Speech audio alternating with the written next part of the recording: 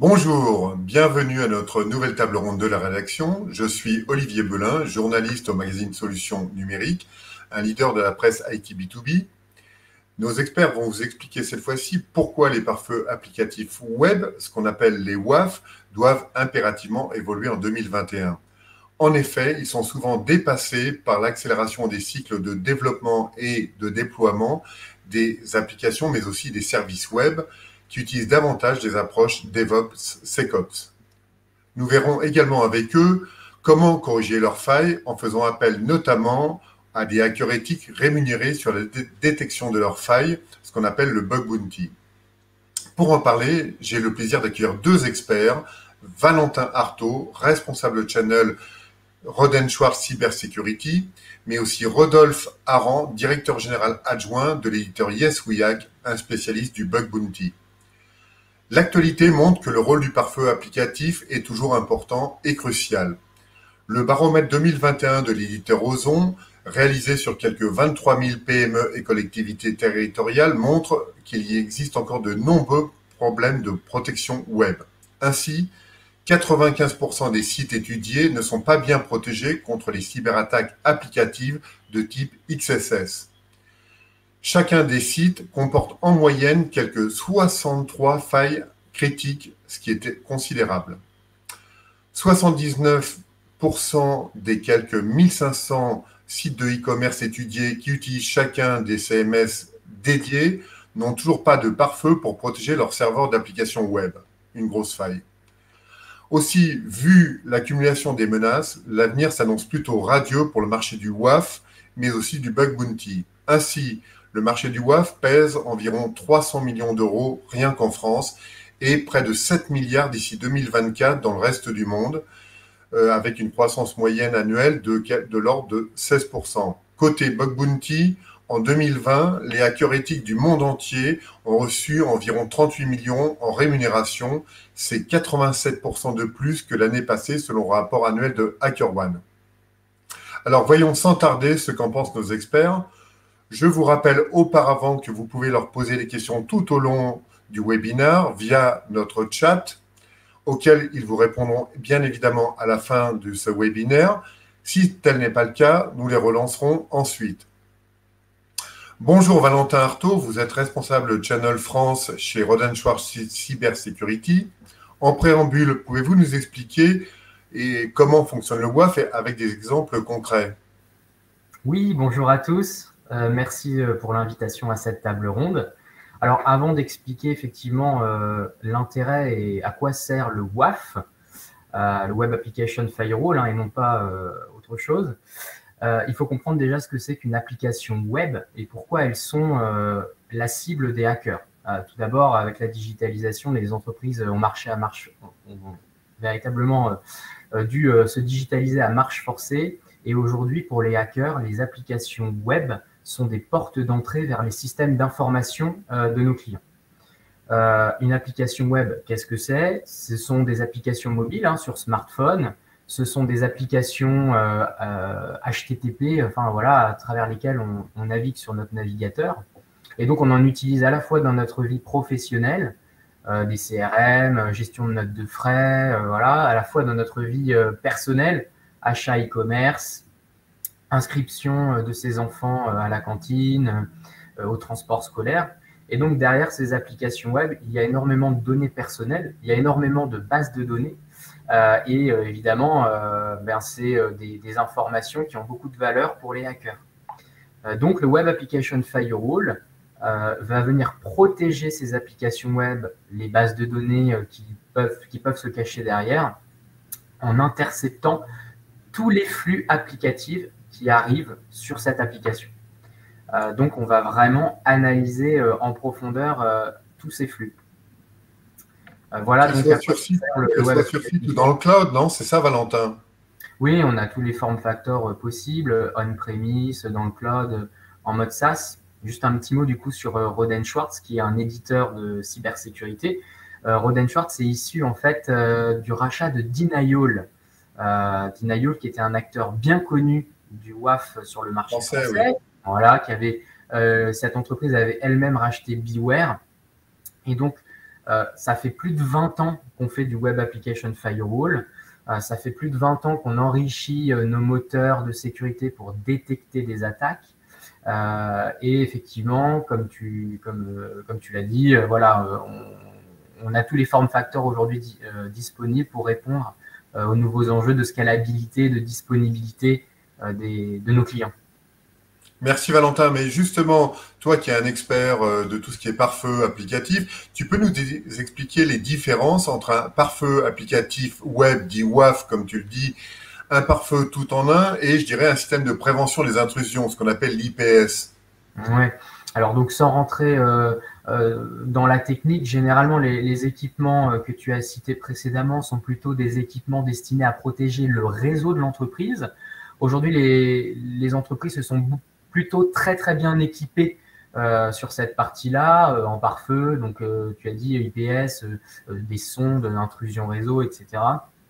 Mais ont largement sous-estimé la menace sur leurs applications web et ont vraiment minoré ces investissements sur les applications web. Donc la différence, c'est qu'on ne travaille pas au même niveau. Les pare-feux et les sondes travaillent plutôt sur les couches réseau. Et donc, qui dit couche réseau dit que ces équipements ne peuvent pas voir ce qui se passe dans les flux applicatifs. Donc nous, on travaille sur le niveau 7. C'est la dernière couche du modèle OSI. Et donc, l'image, pour ceux qui ne sont pas techniques aujourd'hui, je dirais que le pare-feu nouvelle génération et les sondes, c'est un peu comme à l'aéroport, le check passeport, c'est-à-dire qu'on va vérifier que vous êtes bien, une requête web, on va regarder d'où vous venez, qui vous êtes, mais on ne va pas regarder votre bagage. Et le bagage, lui, c'est plutôt le scanner à rayon X à l'aéroport, c'est-à-dire qu'on va vraiment ouvrir la valise pour voir ce que vous emmenez avec vous, voir si vous êtes légitime, si vous n'avez pas une arme. Voilà, ça c'est vraiment le rôle du pare-feu applicatif. D'accord, Valentin. Donc, si j'ai bien compris, ils ne répondent pas tous aux mêmes besoins des entreprises, c'est bien ça? Oui, absolument. La sonde, le pare-feu, ça va vraiment être pour détecter des intrusions sur son réseau interne. Voilà, mais effectivement, le WAF, on va vraiment être là pour bloquer des attaques, de l'injection de code, détournement des accès corrompus, etc. Donc voilà, on n'est vraiment pas du tout sur le même niveau. Merci Valentin. Bonjour Rodolphe Aran, vous êtes directeur général adjoint de YesWeHack, un éditeur spécialisé Louis sur le bug bounty. En quoi votre solution permet-elle également d'améliorer la sécurité des applications pour les entreprises? Alors, vous l'avez déjà un peu évoqué en introduction, les entreprises, elles sont impactées très lourdement par l'accélération de cette transformation numérique qui entraîne donc cette modernisation à marche forcée, comme le disait Valentin, de leur informatique. Donc, on le parle de cloud, d'API, de data-centric, d'Internet des objets, de la 5G, de l'adoption des méthodes agiles, de tout ce qu'on appelle shift left. Tout ça, ça conduit à une expansion considérable et continue de la surface d'attaque des organisations. Donc, en termes simples, chaque organisation crée plus de code plus rapidement et crée donc de plus en plus de vulnérabilités potentielles, vulnérabilités qui peuvent être exploitées par des pirates. Et on est dans un contexte également d'explosion du nombre et de la gravité de ces attaques. D'accord ? Donc, c'est pas un hasard. Et les directeurs sécurité, ils doivent faire face à à ce défi avec d'une part une pénurie chronique de talents cyber, donc sans amélioration en vue. Donc, c'est difficile pour eux, je dirais, de constituer, de conserver des équipes compétentes. Et le problème se pose également du point de vue des fournisseurs. Et ça, c'est un autre défi qui se présente à nos RSSI, c'est que les solutions du marché en matière de détection des vulnérabilités sont largement obsolètes. Ce sont des solutions qui ont maintenant 20 ou 30 ans. Donc, il y a les scanners qui sont des outils automatiques qui apportent une vision très superficielle. Et puis après, il y a les fameux tests d'intrusion qui sont assez rigides et qui, de toute façon, ne sont pas scalables. C'est-à-dire qui… évolutif, ça ? Tous le principe. Pardon ? Évolutif. Je dirais, ils sont pas évolutifs. Quand je dis qu'ils sont pas scalables, c'est-à-dire qu'en fait, ils mettent à disposition un ou du consultant quelques semaines par an, alors que, comme on l'a évoqué, les fréquences de livraison et de développement, elles vont être beaucoup plus mensuelles, hebdomadaires, quotidiennes, voire horaires. Donc, il y a un décalage croissant entre une informatique de plus en plus moderne d'un côté et donc des outils de protection qui, eux, sont largement obsolètes. Et donc, nos directeurs cybersécurité, ils se retrouvent à relever un défi des années 2020 avec des solutions des années 2000. Et c'est là que la sécurité crowdsourcée et en utilisant un modèle de plateforme vient combler ce fossé entre une informatique moderne et des outils de sécurité qui sont inadaptés. Puisqu'en fait, à travers une plateforme comme celle de Yes2Yak, on va mettre à disposition de nos clients plusieurs milliers, en l'occurrence plus de 30 000 chercheurs, qui sont répartis dans 150 pays et qui vont être invités à des programmes de bug bounty, donc on pourra peut-être discuter après de la façon dont ça se passe, qui vont donc être invités à des programmes pour tester les applications de nos clients, et nos clients vont récompenser les chercheurs pour les vulnérabilités qui vont leur remonter via la plateforme, tout ça en suivant des règles extrêmement strictes, prédéfinies, et donc ça va permettre d'être beaucoup plus rapide et aussi de pouvoir couvrir des surfaces beaucoup plus grandes. Oui, merci pour cette réponse complète, Rodolphe. Au fait, le bug bounty est-il toujours complémentaire du WAF ou c'est une exception là? Alors, le bug bounty apporte des éléments révolutionnaires en termes de détection des vulnérabilités. Après, reste la question de la remédiation, donc de la correction. Et ça peut poser pas mal de difficultés ou de défis aux organisations. Alors, on apporte déjà des éléments natifs au niveau de la plateforme, puisqu'en fait, la plateforme permet notamment une collaboration étroite entre les chercheurs qui ont soumis des rapports et les équipes d'exploitation ou les développeurs qui vont corriger les vulnérabilités.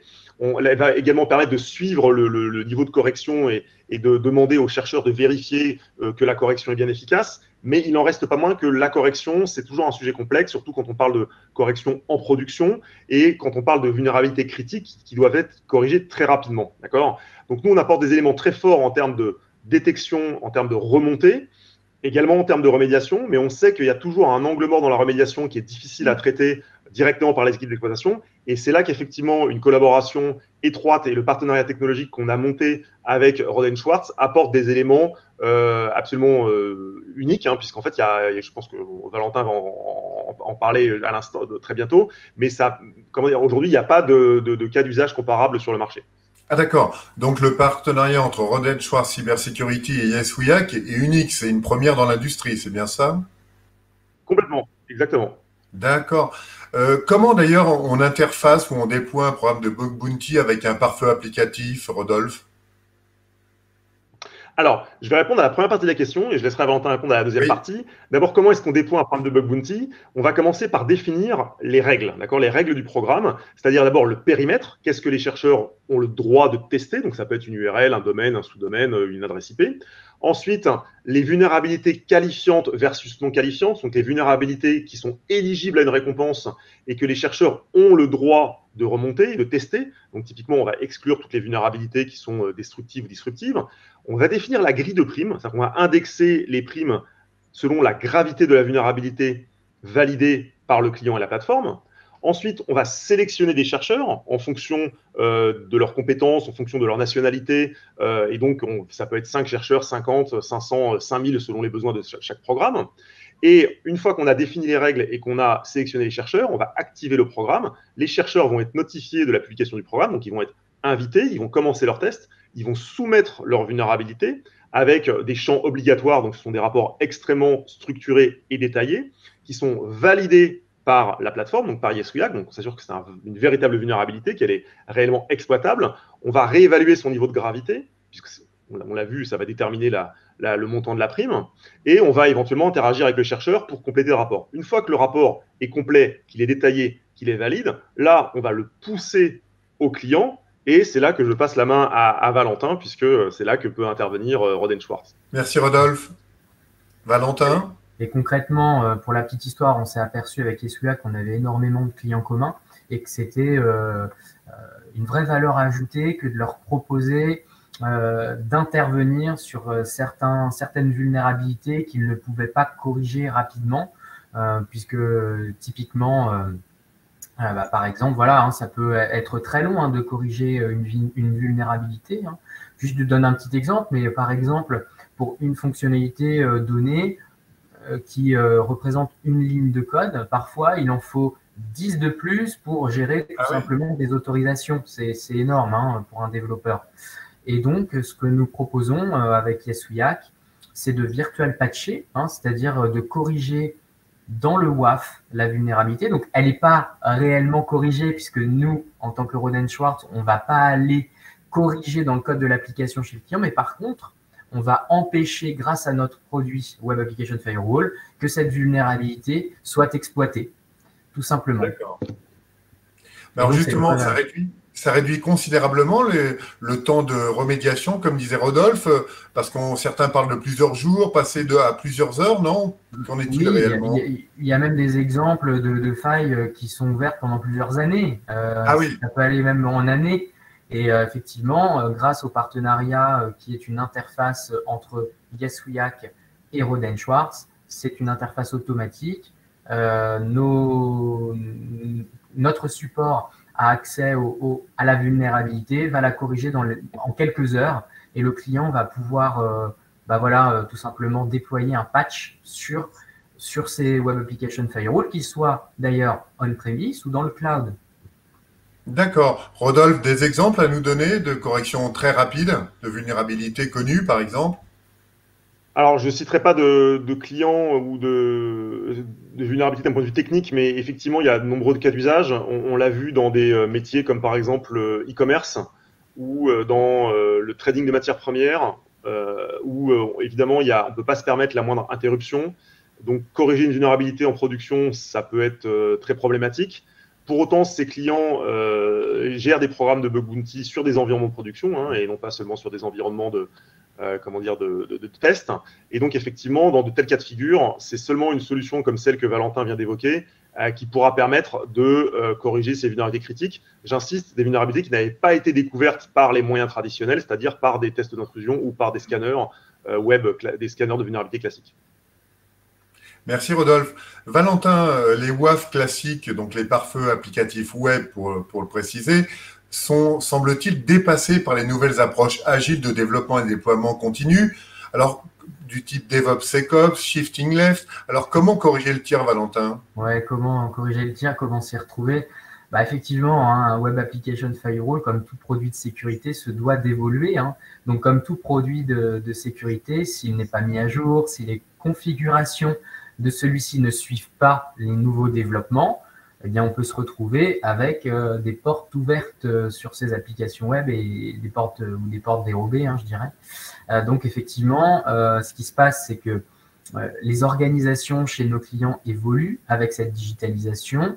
Pourquoi ces organisations évoluent? Pour livrer toujours plus rapidement des nouvelles versions d'applications.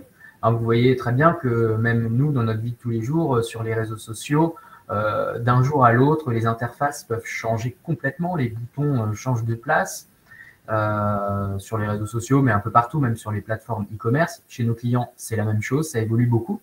Donc les organisations changent et les équipes sécurité qui étaient traditionnellement un peu à part, en fait la sécurité maintenant, c'est un peu le shifting left. Shifting left, pourquoi? Parce que la sécurité, elle intervient dès le début maintenant des développements applicatifs. Donc le WAF, lui aussi, il doit suivre cette tendance. C'est-à-dire qu'on doit prendre en compte la sécurité dès le développement de l'application. Et pour que le WAF soit plus efficace, il faut penser aux politiques de sécurité dès le développement de l'application. C'est pour ça que chez Rohde & Schwarz, maintenant, on propose un WAF pour les développeurs. C'est ce qu'on appelle le Trusted Application Factory. Et en fait, tout simplement, le développeur va indiquer au WAF ce qu'il est en train de faire. Par exemple, je suis en train de développer une application en PHP, donc en tel langage, qui fait ci, qui fait ça. Le WAF se nourrit de ces informations. D'accord. Et il va activer ou désactiver de manière pertinente des moteurs de sécurité. Donc, typiquement, si mon application est une application, par exemple PHP standard, il n'y a pas de raison que je mette en place des moteurs de sécurité pour Java ou pour .NET, par exemple. Donc, tous ces avantages, ça nous permet à la fois de prendre en compte la sécurité dès le début du développement, mais également d'être plus agile, plus léger, parce que c'est ce qui peut être reproché à une technologie WAF, c'est d'être lourde, monolithique, mais là, elle est légère, puisqu'on va simplement activer des fonctionnalités qui sont pertinentes pour l'application, et tout ça en microservices, parce que généralement, le mouvement DevSecOps s'accompagne d'une gestion en mode microservice de son infrastructure ou de security as code. Et donc, le WAF suit tout simplement cette tendance.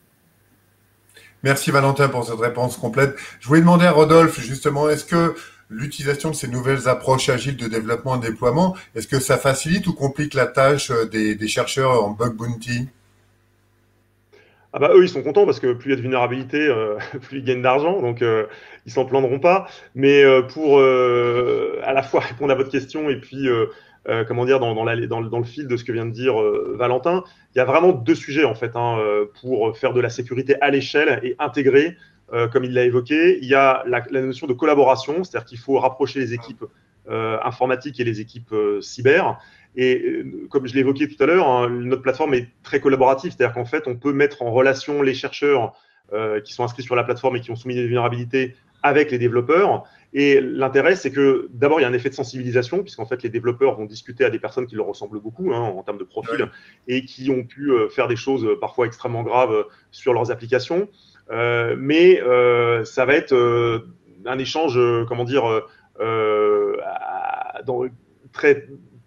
très direct et en fait le fait que ce soit quelqu'un entre guillemets un kidam qui ait pu exploiter une vulnérabilité, ça va forcément les marquer, d'accord. L'autre élément, c'est que le chercheur va pouvoir faire un transfert de compétences vers le développeur et s'assurer qu'il ne recrée pas systématiquement cette même vulnérabilité, et ça répond exactement aux besoins qu'évoquait Valentin de traiter la sécurité en amont et de faire monter en compétence les développeurs, parce que ça c'est entre guillemets la seule solution à long terme. Et donc ça, de ce point de vue-là, le bug bounty avec une plateforme comme la nôtre apporte des éléments de solution. L'autre élément, c'est vraiment la notion d'automatisation et comment dire, d'exploitation de la donnée. Le gros problème avec les solutions classiques de type pentest, c'est qu'en bout de chaîne, vous avez un rapport PDF qui est difficilement exploitable et en tout cas qui est très difficilement intégrable au workflow, au process et aux outils des clients. Et donc l'intérêt d'avoir des rapports de vulnérabilité via une plateforme, c'est que l'information est structurée par la plateforme, elle est validée par la plateforme et par le client, et avec une information qui est à la fois, avec des données qui sont à la fois structurées et validées, on peut faire beaucoup de choses. On peut gérer par exemple des tickets, et notamment on peut aussi faire de la correction virtuelle, comme on le fait maintenant avec Rohde & Schwarz dans le cadre de ce partenariat. Merci Rodolphe pour cette explication complète. Valentin, diriez-vous que les pare-feux applicatifs web traditionnels sont encore vraiment sous-employés, et pourquoi? Ça revient un petit peu à ce qu'on disait tout à l'heure avec Rodolphe. Voilà, la réponse est entre guillemets dans la question, est-ce qu'il est sous-employé ou pas? Oui. Moi, je dirais qu'effectivement, ça va dépendre de l'organisation, de savoir si les développeurs parlent aux équipes sécurité, ou encore mieux, est-ce que ce sont les développeurs eux-mêmes qui créent les politiques de sécurité? Est-ce que le WAF est mis à jour? Est-ce que voilà, donc ça dépend vraiment de l'organisation. Maintenant, nous on a des réponses chez Rohde & Schwarz Cyber Security. Notre WAF se nourrit des contextes. On travaille de plus en plus également sur de l'intelligence artificielle, c'est-à-dire que là où avant le WAF pouvait être contraignant dans son administration, dans la création de politiques de sécurité, nous, aujourd'hui, on travaille plus sur le contexte. Qu'est-ce que c'est le contexte? C'est un peu le qui, quoi ou comment. C'est-à-dire que quand je reçois des requêtes web, le WAF va se poser la question de qui, quoi ou comment. Quel est l'utilisateur? D'où il se connecte? Avec quel navigateur? Est-ce que c'est un navigateur légitime? Est-ce que je vais essayer de challenger? Si ça me semble suspicieux, si ce trafic me semble suspect, je vais challenger l'utilisateur. Vous savez, souvent on est ennuyé par les captcha, c'est un nom un peu barbare à remplir. En fait, souvent c'est un WAF soit qui vous considère entre guillemets de prime abord malicieux, donc il va vous renvoyer un captcha, c'est-à-dire un challenge, voir si vous n'êtes pas un robot. Si vous réussissez à cliquer correctement sur toutes les petites images, vous allez être un peu plus, on va un peu plus vous faire confiance, donc on va vous laisser passer. Et puis après, la dernière étape sur l'intelligence des WAF, c'est la corrélation, c'est-à-dire savoir, vous tracez, entre guillemets, il n'y a rien pas de données personnelles là-dedans, mais vous tracez sur vos actions combien de requêtes vous générez, est-ce que vous avez fait une tentative d'attaque? Si vous avez fait une tentative d'attaque, elle a peut-être été bloquée une fois, elle sera bloquée la deuxième fois, et puis après on va vous bannir on va vous bannir pendant 15 minutes, et puis pendant 30 minutes, puis après, on va vous blacklister complètement, par exemple. Voilà, donc tout ça, c'est des comportements qui vont permettre aux clients de se décharger un petit peu du côté je dois programmer mon WAF et plutôt de reposer sur des mécanismes un peu plus intelligents, algorithmiques. Donc ça, c'est vraiment dans ce sens que voilà, vous connaissez pas votre application, c'est pas grave, on va déployer une autre stratégie. Donc voilà, donc ça peut être la réponse. Si le WAF est sous-employé, c'est qu'il y a une raison. On peut vous aider à savoir pourquoi il est sous-employé, est-ce que c'est des contraintes d'administration, et on peut vous aiguiller sur une nouvelle stratégie de politique de sécurité, peut-être un peu plus basée sur l'analyse comportementale, voilà, ce qui va vous décharger d'administration lourde. Voilà. Merci Valentin, mais est-ce qu'on peut aussi prendre en compte le fait que les applications utilisent de plus en plus la containerisation? Est-ce que c'est une contrainte ou pas pour les WAF? Oui, on en discutait un petit peu avant, le concept de microservice pour être scalable. Ah oui. Souvent, le concept de container, il est là pour… avant, on parlait de machine virtuelle. Aujourd'hui, on parle de container. Quelle est la différence entre les deux? Le container est beaucoup plus léger puisqu'il ne virtualise pas l'OS. Mais voilà. Donc, le container est beaucoup plus léger. Il est beaucoup plus scalable plus vite. Donc nous, on a pris ce virage-là également il y a quelques années en développant notre WAF microservice. Donc il faut effectivement, quand on est à un niveau de maturité très élevé, qu'on développe en mode microservice ces applications web, là il faut avoir un Web Application Firewall qui puisse s'intégrer dans ce qu'on appelle des pipelines CI/CD pour Continuous Integration et Continuous Development, pour avoir le WAF qui évolue avec les versions de l'application. Donc, effectivement, pour nous, c'est plutôt un avantage d'être compatible, mais il y a évidemment des WAF traditionnels qui ne peuvent plus suivre ce mouvement. Merci Valentin. Une autre question vous concernant. Est-ce qu'aujourd'hui, le WAF, on a parlé beaucoup de technologie, mais est-ce que le WAF génère-t-il vraiment des opportunités pour les DSI et les métiers? Et si oui, lesquels? Oui, effectivement, comme je le disais, le WAF, il va remonter énormément d'informations. Comme je le disais, on travaille beaucoup sur le contexte des utilisateurs. Donc, c'est beaucoup de logs qui peuvent être exploités par les métiers. Donc, là où autrefois le WAF pouvait être vu un petit peu comme une contrainte, comme uniquement un coût et pas forcément générateur de valeur, nous, on met en avant le fait qu'on peut savoir à peu près tout ce qu'on fait un utilisateur sur son application web si on exploite bien son Web Application Firewall, savoir d'où viennent les clients, combien de temps ils restent sur une page. Donc, tout ça, on peut aller, on peut aller de manière très granulaire là-dedans. Donc, ça peut être valorisé auprès des métiers qui peuvent voir parfois le WAF un peu trop comme une contrainte. Mais justement, est-ce que votre fameux WAF, est-ce qu'il est économique et facile à déployer? Est-ce qu'il s'intègre avec tous les outils de cyber existants des entreprises ou il faut tout casser, Valentin? Non, effectivement, on peut tout à fait l'intégrer par exemple à un SIEM, donc n'importe lequel. C'est quoi un SIEM, Valentin? Alors, c'est effectivement tout ce qui récupère les logs de ces équipements de sécurité, à la fois des endpoints, des pare-feux. C'est ce qui permet de corréler tout un tas d'événements et de remédier. Donc, il y a tout un tas de SIEM sur le marché. On est compatible avec tous, puisqu'on a des connecteurs standards avec tout ce qui va bien.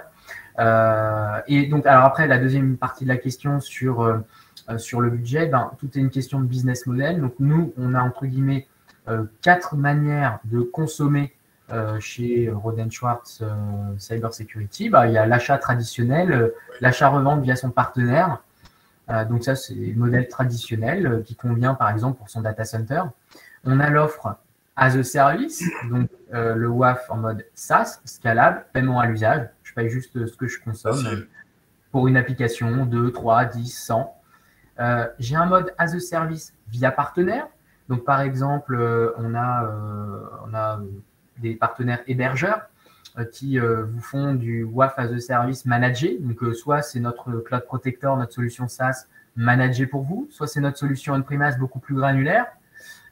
Et puis on a l'offre dans les cloud plateformes, Amazon, Azure, Google, bientôt OVH également. Donc voilà, je dirais que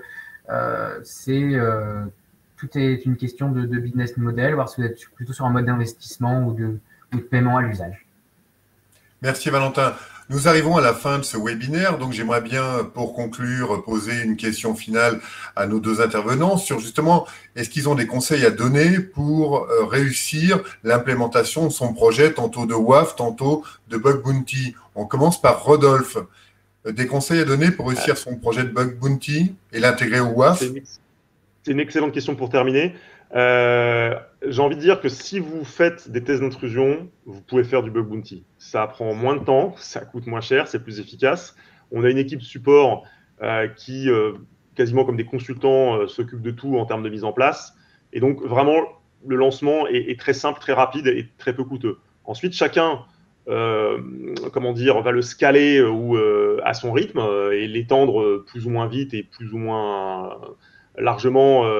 Et ça, ce sera selon les besoins de chacun. Et de la même façon pour l'interfaçage avec Rohde & Schwarz, mais Valentin va en parler, j'en suis sûr, le client est pris par la main et donc la mise en place est très facile. D'accord. Valentin, un conseil à donner pour réussir son déploiement d'un bon WAF? Ouais. On peut se poser la question de par quelles menaces je pourrais être visé sur mon application web, c'est-à-dire quelles sont les menaces quand je suis un acteur du e-commerce, par exemple. Souvent, ça va être tout ce qui est lié, par exemple, aux robots qui viennent, par exemple, on l'a vu, si vous êtes gamer, par exemple, et que vous avez cherché une carte graphique ces temps-ci, vous avez vu qu'il y a une grosse pénurie, il y a énormément de robots comme ça qui ont été achetés automatiquement sur des sites e-commerce, tous les stocks des fournisseurs. Ah oui. Oui, exactement. Donc, par exemple, la menace robotique, elle est réelle. C'est pas des attaques en soi, mais c'est un détournement d'usage applicatif. Donc, par exemple, vous pouvez être soumis aux menaces robotiques si vous êtes un acteur du e-commerce par du déni de stock. Si vous êtes plutôt dans le secteur en organisation publique, vous serez très attaché au respect des données personnelles, par exemple. Vous allez peut-être plus chercher aussi un Web Application Firewall souverain, c'est-à-dire qui à la fois en mode cloud est hébergé en France ou en Europe avec une entreprise de droit européen. Peut-être que si vous êtes dans un autre domaine, vous allez avoir d'autres menaces. Donc voilà, peut-être pour réussir son projet de WAF, savoir contre quoi on veut se prémunir, se renseigner un petit peu des menaces auxquelles on peut faire face. Et puis après, effectivement, je pense qu'il faut qu'on rappelle que le virtual patching, il est unique sur le marché. On est les premiers à avoir développé cette interface avec YesWeHack. C'est le fruit de... là, ça fait plus d'1 an que c'est déjà... que ça fonctionne. On est sur les premiers déploiements là chez nos clients. Ça fonctionne bien. Je pense que ça a une vraie valeur ajoutée quand on ne veut pas forcément repartir dans des cycles de développement longs pour corriger des vulnérabilités. Sur 2 entreprises françaises. Donc nous, on est franco-allemands et voilà, 2 entreprises européennes. Donc je pense que ça c'est une vraie valeur. Et donc pour réussir son projet WAF et son projet de virtual patching, je dirais qu'il faut ouvrir un programme de bug bounty chez YesWeHack et consommer un WAF Rohde & Schwarz. C'est clair. Merci à nos 2 intervenants pour ces échanges passionnants et instructifs. Nous arrivons à la fin de ce webinaire. Il me reste un petit peu de temps pour prendre quelques questions de l'audience et j'ai vu qu'il y en avait pas mal déjà. Nos experts reviendront vers vous s'ils n'ont pas le temps d'y répondre à toutes. En tout cas, je prends tout de suite une première question. Alors, nous avons Pierre Clavel qui me demande est-ce qu'un WAF est capable de générer la partie vulnérabilité applicative, mais quid de l'infrastructure qui supporte l'applicatif est-elle aussi gérée par le WAF? Alors, la question est un peu difficile, je ne vois pas forcément ce qu'il faudra peut-être préciser un peu la question, mais en gros, je pense comprendre. Il y a effectivement des vulnérabilités qui peuvent être peut-être plus comment dirais-je, dépendantes des couches qu'il y a en dessous des applications web elles-mêmes, comme les serveurs applicatifs, comme toute l'architecture qui soutient une application. C'est vrai que souvent, on maîtrise très bien son application web. Si on est dans un mode cloud, on ne gère pas du tout les stacks en dessous de l'application et elles-mêmes peuvent avoir des vulnérabilités. par exemple, les vulnérabilités SSL. 2 années de suite, il y a eu des grosses vulnérabilités sur le protocole TLS, donc, qui ont nécessité des patchs. Donc, si vous pouvez patcher votre serveur applicatif, vous pouvez patcher le WAF, parce que nous, pareil, ces patchs qui sont très urgents, on les déploie dans l'heure. Donc, quand on déploie le patch sur le WAF, on est protégé également. Voilà, donc on peut se prémunir de vulnérabilités entre guillemets infrastructure, comme par exemple ces vulnérabilités qui étaient apparues sur le protocole, sur le TLS SSL. On peut s'en prémunir. Donc, le WAF, c'est gérer ce genre de choses. Merci Valentin. Je prends une autre question. Jean Kaminski me demande, pouvez-vous nous expliquer comment se déroule la mise en place du virtual patching? Est-ce que Rodolphe veut répondre? Alors, je vais répondre au tout début j'ai donné un premier élément de réponse, mais je pense que Valentin complétera beaucoup plus efficacement. Déjà, au départ, il faut les bonnes données en entrée. Les données de vulnérabilité qui vont être intégrées par le pare-feu pour opérer la correction, d'accord, virtuelle. Et ces données, elles sont fournies par les rapports soumis par les chercheurs, validés par ISRIAC, puis par le client, revalidés par le client. Et donc, qui sont des rapports, comme je l'évoquais plus tôt, qui sont structurés. À partir du moment où ces données-là sont intégrées, je passe la main à Valentin. Et donc là, on prend le relais de manière automatique, c'est-à-dire qu'il y a une API entre nos 2 services. On va recevoir le rapport du hacker. Donc, par exemple, un cross-site scripting sur une page web. On va étudier ce rapport. Et là, notre équipe de sécurité, donc c'est du service, il y a vraiment quelqu'un qui va regarder le rapport chez nous et il va donc soit il va se dire en fait c'est une erreur de configuration, ça devrait être bloqué par le WAF, mais il doit y avoir une erreur de configuration qui fait que c'est passé, et là il va dire au client à travers son service support, voilà, il faudrait redéployer cette règle-là dans votre firewall, ou alors ça va être quelque chose de plus critique. Et là, on va développer carrément un patch pour le client. Et donc, on va développer une petite ligne de code et on va le mettre à disposition du client via son interface client. Et il va pouvoir déployer ce patch en production de manière très rapide. Donc, on réduit vraiment à quelques heures le time to fix. Merci pour ces réponses complètes à cette question. J'en prends une autre. On me demande, hacking et WAF s'appliquent d'abord sur des applications déjà déployées. Comment peut-on faire du shift left avec ces méthodes et éviter que les devs n'introduisent des vulnérabilités?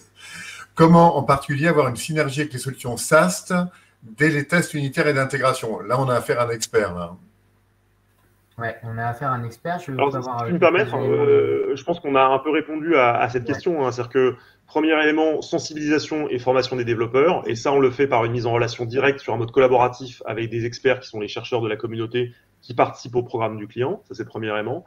Et le deuxième élément, c'est exploitation de la donnée. Donc, typiquement, ces données, elles peuvent être réinjectées dans un SAST sans aucun problème, puisqu'on propose une API sur laquelle on peut scripter tout ce qui est nécessaire. Et puis, on a aussi une série de connecteurs qui permettent également d'intégrer cette donnée le plus en amont possible dans les cycles de développement et de livraison. Et puis pour compléter la réponse de Rodolphe, on est déjà, alors la revue de code, la détection, on va dire la détection automatique de failles via un scanner de vulnérabilité et le WAF, c'est vraiment complémentaire dans le pipeline CI/CD. Donc nous, on s'intègre avec notre WAF containerisé dans un pipeline CI/CD et on va valider les confs de manière automatique. Donc, on peut très bien avoir un code qui va être revu par une application. On peut très bien avoir eu un scanner de vulnérabilité qui est passé et avoir quand même une faille quelque part. Donc, toutes ces trois briques sont vraiment complémentaires. On s'intègre en container dans ce pipeline. Donc, je pense que quand on a les trois, on est ceinture, bretelle. Donc, voilà. Je pense parachute. En tout cas, voilà, parachute, exactement. Donc, on est vraiment complémentaires. C'est une approche complémentaire. Merci. Autre question. Alors, on me demande quels sont les avantages et inconvénients entre un WAF basé sur le réseau, sur l'autre et sur le cloud. Oui, alors il y a quelques WAF sur le marché qui se disent uniquement en réseau. C'est-à-dire que, alors, ça veut dire quoi, Valentin? Il y a des WAF apparemment qui disent voilà, nous on écoute simplement le réseau. Voilà. Donc après, Je ne sais pas vraiment ce que ça peut détecter, puisque nous, vraiment, le principe, c'est d'ouvrir la valise, comme je vous le disais dans l'image, on est vraiment le scanner à rayon X à l'aéroport. Nous, on ouvre la valise, on regarde ce qui se cache dans la requête. Donc, on intercepte vraiment toutes les requêtes applicatives. On passe des moteurs de sécurité dedans. Donc, l'avantage d'un WAF, je dirais, au sens Rohde & Schwarz, c'est vraiment d'analyser toutes les requêtes et de bloquer instantanément la requête si elle est reconnue comme malicieuse ou de challenger l'utilisateur, ce qui est, à mon sens, pas possible quand on est simplement sur les couches 3-4 du modèle OSI et qu'on ne déchiffre pas le trafic HTTPS SSL. Donc, voilà. Voilà un peu pour la réponse un peu technique, désolé, mais voilà. Non, mais c'est clair au moins, c'est clair. Et dernière question, vous y avez en partie répondu, mais je ne peux pas résister au plaisir de la poser quand même. Pourquoi choisir des acteurs européens comme YesWeHack et Rohde & Schwarz plutôt que l'un de leurs concurrents majoritairement américains? C'est un piège. Rodolphe? Non, c'est une perche que vous nous tendez.